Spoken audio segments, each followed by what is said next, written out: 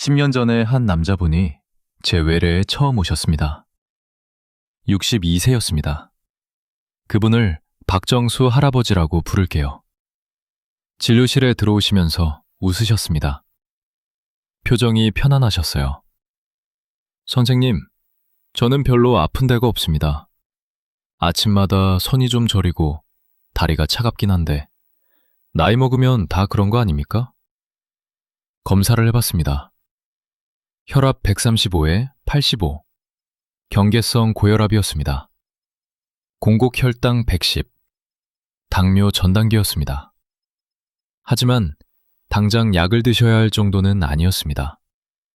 저는 식이 조절과 운동을 권유드렸습니다. 박 할아버지는 네, 알겠습니다 하시고 안심한 표정으로 진료실을 나가셨습니다. 별거 아니네. 아마 그렇게 생각하셨을 겁니다. 그런데 여러분, 바로 이 순간이 가장 위험합니다. 괜찮다는 말을 들으면 사람은 더 이상 신경을 쓰지 않습니다. 문제는 그 다음이었습니다. 해마다 수치가 조금씩 올랐습니다. 2년째 혈압약, 3년째 담요약, 5년째 경동맥 초음파를 찍었는데 혈관벽이 정상의 2배 가까이 두꺼워져 있었습니다. 피도 끈적끈적해져 있었습니다. 물처럼 흘러야 할 피가 조청처럼 걸쭉해진 상태였습니다. 그런데 박 할아버지는 여전히 별로 아픈 데가 없다고 하셨습니다. 약 먹으면서 살면 되는 거 아니냐고요. 아침은 걸으시고 점심은 국밥이나 찌개, 저녁에는 소주 한두 잔. 삶은 평온한데 혈관만 조용히 늙어가고 있었습니다. 저는 매번 말씀드렸습니다. 식습관 바꾸셔야 한다고요. 하지만 생활은 그대로였습니다. 그러다 7년째 되던 해, 저는 더 이상 미룰 수 없었습니다. 선생님, 지금 안 아프신 게 문제가 아닙니다. 혈관에는 통증을 느끼는 신경이 없습니다. 70%까지 막혀도 아무런 통증이 없을 수 있습니다. 지금이 마지막으로 방향을 바꿀 수 있는 시점입니다. 하지만 그때도 생활은 크게 바뀌지 않았습니다. 그리고 3년 후 어느 날 아침 제 휴대폰이 울렸습니다. 교수님, 아버님이 갑자기 쓰러지셨어요. 말씀을 못하시고 오른쪽 팔다리를 못 움직이세요. 급성 뇌경색이었습니다. 10년 동안 쌓여온 혈전이 그날 아침 터진 겁니다.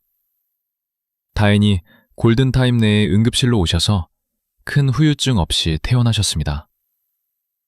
박 할아버지가 병실에서 말씀하셨습니다. 교수님, 진작 말씀드릴 걸 그랬습니다.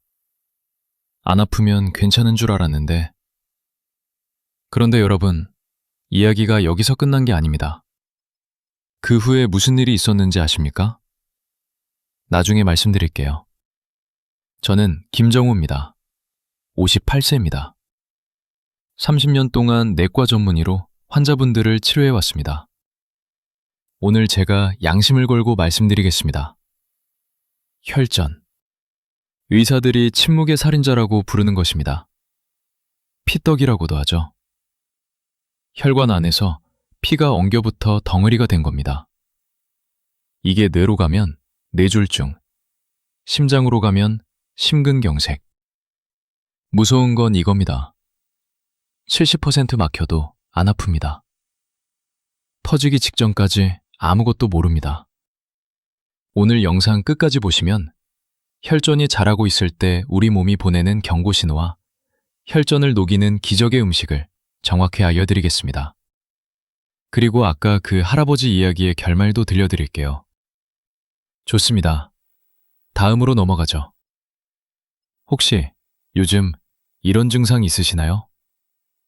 아침에 일어났을 때 손끝이 저리고 주먹을 쥐었다 폈다 해야 풀리는 느낌진.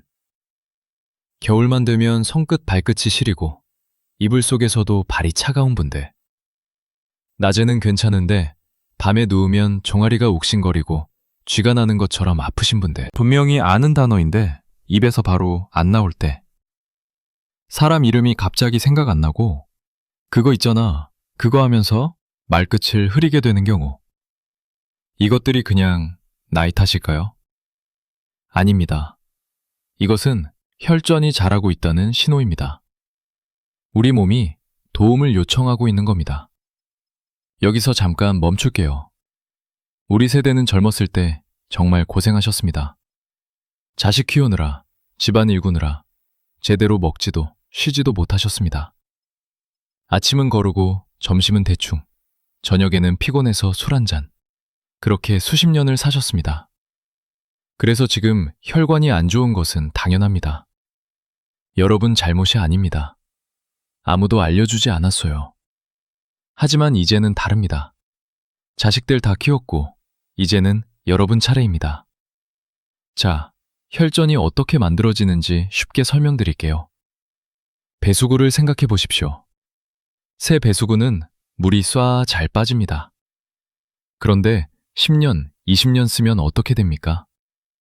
기름때가 끼기 시작합니다. 머리카락이 엉겨붙기 시작합니다. 조금씩, 조금씩 쌓입니다. 어느 날 갑자기 완전히 막혀버립니다. 우리 혈관도 마찬가지입니다. 혈관벽에 콜레스테롤이 쌓이기 시작합니다. 거기에 혈소판이 달라붙습니다. 조금씩 조금씩 덩어리가 커집니다. 이게 혈전입니다. 피떡입니다. 문제는 이 피떡이 자라는 동안 아무런 통증이 없다는 겁니다. 혈관에는 통증을 느끼는 신경이 없기 때문입니다. 30% 막혀도 모릅니다. 50% 막혀도 모릅니다. 70% 막혀도 대부분 증상이 없습니다. 그러다 어느 날 아침, 피떡이 혈관벽에서 떨어져 나갑니다. 뇌로 가면 뇌졸중, 심장으로 가면 심근경색, 폐로 가면 폐색전증.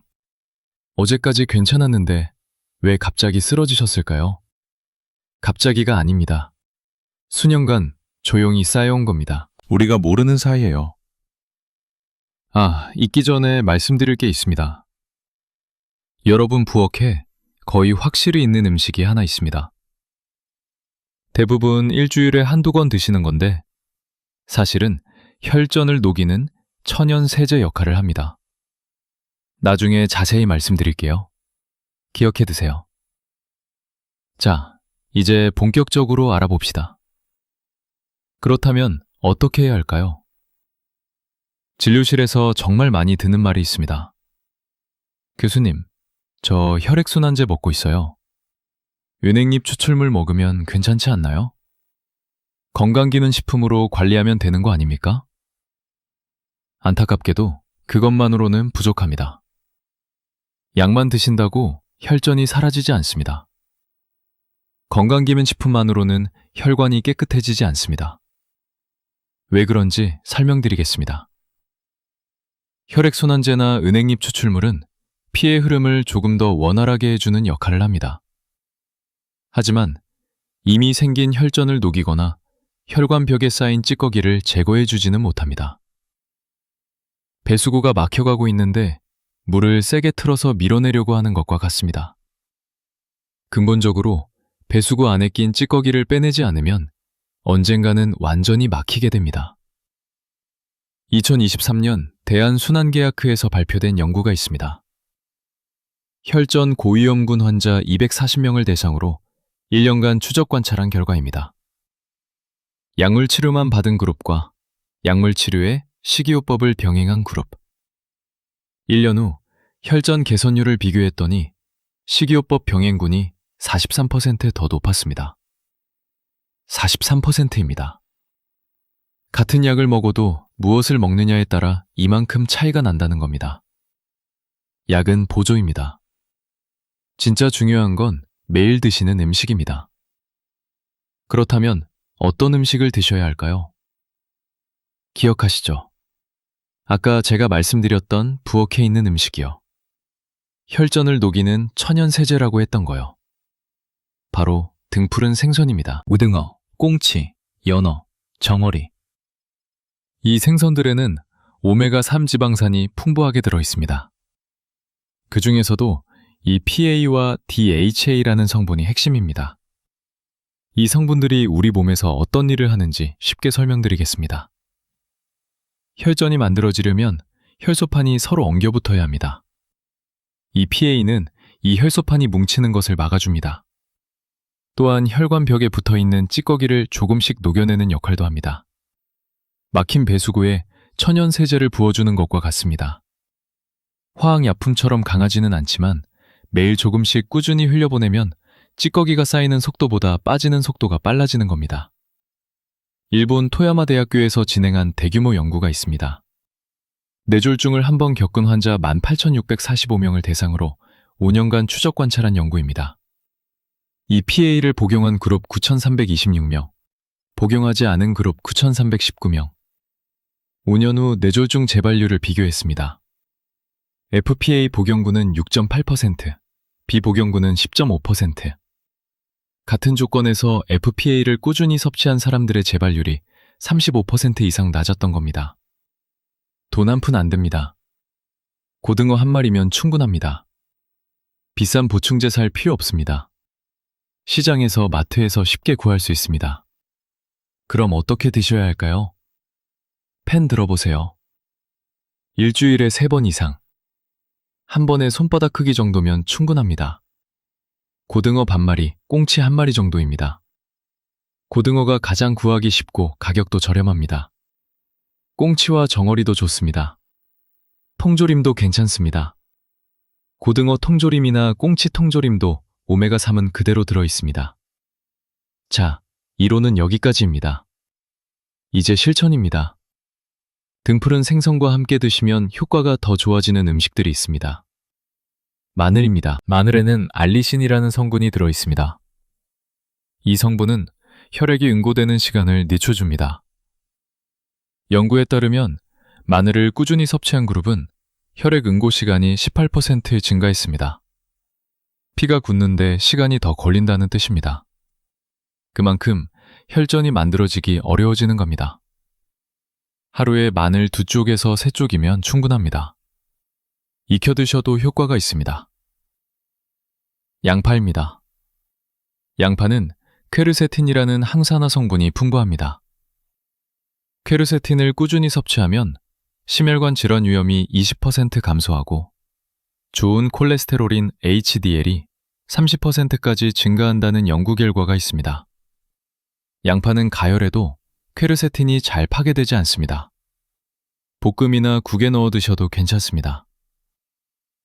토마토입니다. 토마토에는 라이코펜이라는 강력한 항산화 성분이 있습니다.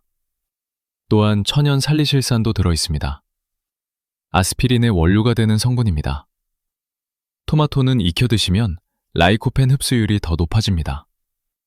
올리브유와 함께 조리하시면 흡수율이 4배까지 증가합니다. 여기서 중요한 궁합을 알려드리겠습니다. 고등어 구이 드실 때 레몬즙을 뿌려 드시는 분들 계시죠? 비린내 잡으려고 그러시는 경우가 많은데 사실 이게 영양학적으로도 아주 좋은 조합입니다.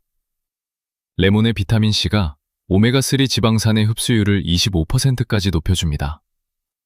마늘과 양파는 같이 쓰시면 좋습니다. 둘 다 황화합물이 풍부한데 함께 조리하면 시너지 효과가 납니다. 어차피 우리 음식에서는 늘 같이 쓰시니까 따로 신경 쓰실 것도 없습니다. 하지만 조리법이 중요합니다. 아무리 좋은 음식도 잘못 조리하면 효과가 반으로 줄어듭니다. 센 불에 오래 가열하시면 안 됩니다. 오메가3은 열에 약합니다. 마늘의 알리신도 고온에서 파괴됩니다. 게 드리는 조리 원칙은 이겁니다. 중약불, 짧게, 마지막에. 이 3가지만 기억하십시오. 생선은 센 불에 빠르게 굽기보다 중약불에서 천천히 익히시는 게 좋습니다.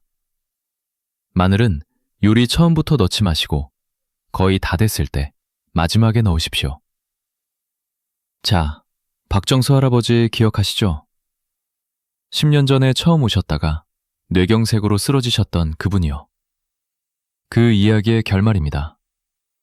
뇌경색으로 쓰러지셨다가 회복하신 후 제가 가장 먼저 권유드린 것이 등푸른 생선이었습니다. 처음에는 반신반의하셨습니다. 교수님, 생선 먹는 걸로 뭐가 달라지겠어요? 약도 먹고 있는데. 그래도 일주일에 3번 이상 고등어나 꽁치를 드시라고 말씀드렸습니다. 구이로 드셔도 좋고 찌개에 넣어 드셔도 좋다고요.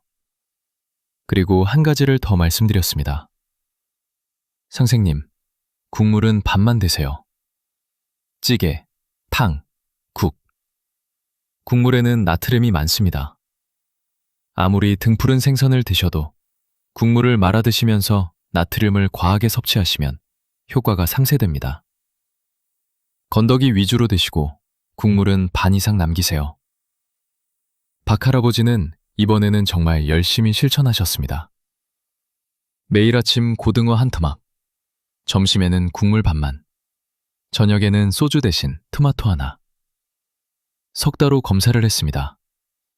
혈소판 응집도 수치가 눈에 띄게 낮아져 있었습니다. 정상 범위 안으로 들어온 겁니다. 박할아버지가 그러셨습니다. 교수님, 이게 생선 때문인가요? 약은 똑같이 먹었는데. 네, 약만 드셨을 때는 제자리였던 수치가 등푸른 생선을 함께 드시니까 달라진 겁니다. 왜 석 달 만에 이런 변화가 가능할까요? 혈소판의 수명 때문입니다. 혈소판은 7일에서 10일 정도밖에 살지 못합니다. 그 말은 우리가 먹는 음식이 생각보다 빠르게 혈액 환경을 바꿀 수 있다는 뜻입니다. 오메가3이 풍부한 음식을 꾸준히 드시면 새로 만들어지는 혈소판이 처음부터 건강한 기능을 갖게 됩니다. 이 과정이 반복되면서 석 달이면 눈에 보이는 수치 변화가 나타나는 겁니다. 1년 후, 박할아버지의 경동맥 초음파를 다시 찍었습니다. 혈관벽 두께가 더 이상 늘지 않았습니다. 오히려 조금 얇아져 있었습니다. 2년 후, 박할아버지가 진료실에 오셔서 이렇게 말씀하셨습니다. 교수님, 손주 입학식에 같이 갔습니다. 작년까지만 해도 오래 걸으면 다리가 아팠는데 이제는 손주랑 공원에서 뛰어다닙니다. 저는 자주 울지 않습니다. 30년 의사생활 동안 감정을 억누르는 법을 배웠어요. 직업의 일부니까요. 근데 그때는 참을 수가 없었습니다. 저도 울었어요. 10년 동안 지켜봤던 환자분이었습니다. 쓰러지기 전에 말씀을 안 들으셨던 분이었습니다. 그분이 다시 일어나셨습니다. 손주랑 뛰어다니신다고 하셨습니다. 이것이 바로 음식의 힘입니다. 조금씩, 하지만 할 수 있어요. 핵심이 이거예요. 기적도 아니고 완치도 아닙니다. 조금씩, 하지만 할 수 있어요. 그 조금이 전부를 바꿉니다. 여러분도 할 수 있습니다. 수백 명의 환자분들이 효과를 보셨습니다. 하지만 여기서 반드시 말씀드려야 할 것이 있습니다. 통풍이 있으신 분들은 주의하셔야 합니다. 등푸른 생선에는 퓨린이 많이 들어 있습니다. 통풍이 있으시다면 일주일에 2번 이하로 드시고 한 번에 100g 이내로 제한하십시오. 그리고 등푸른 생선과 술은 절대 함께 드시면 안 됩니다.